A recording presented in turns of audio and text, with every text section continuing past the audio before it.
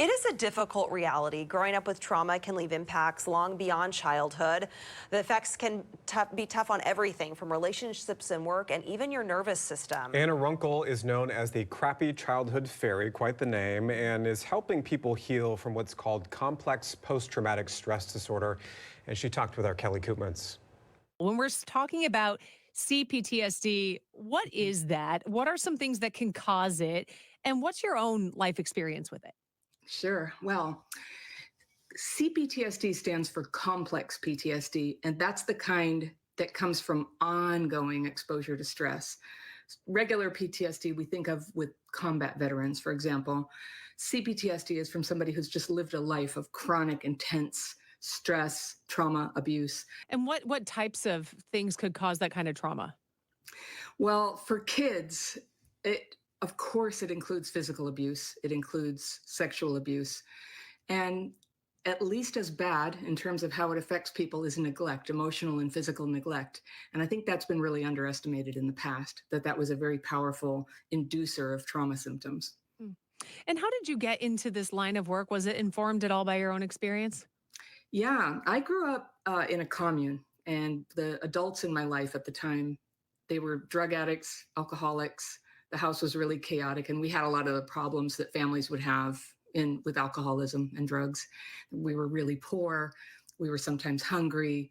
There were rando adults walking through the house and nobody to really keep an eye on things.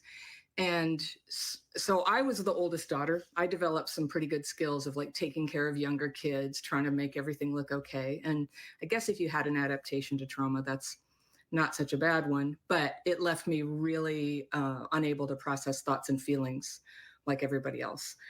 And I didn't know what was wrong. And I used to go to therapy a lot. I had like 11 different therapists. And I think my problems were treated as psychological problems. But we now know that early neglect and abuse cause neurological changes. And this has been a breakthrough. It's really, really opened up onto the scene about 10 years ago, where we now know there's a nervous system injury there that makes it hard to do certain things. And you say that can affect all different types of things later in life. What are some of those aspects of life that can be affected?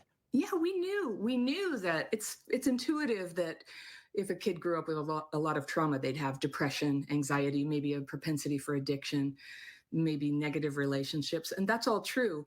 But we now know that kids who grew up with trauma are at a much higher risk of things like heart disease, cancer, diabetes, learning disabilities. And that's not all social. It's not all because of the family environment. There's a neurological injury.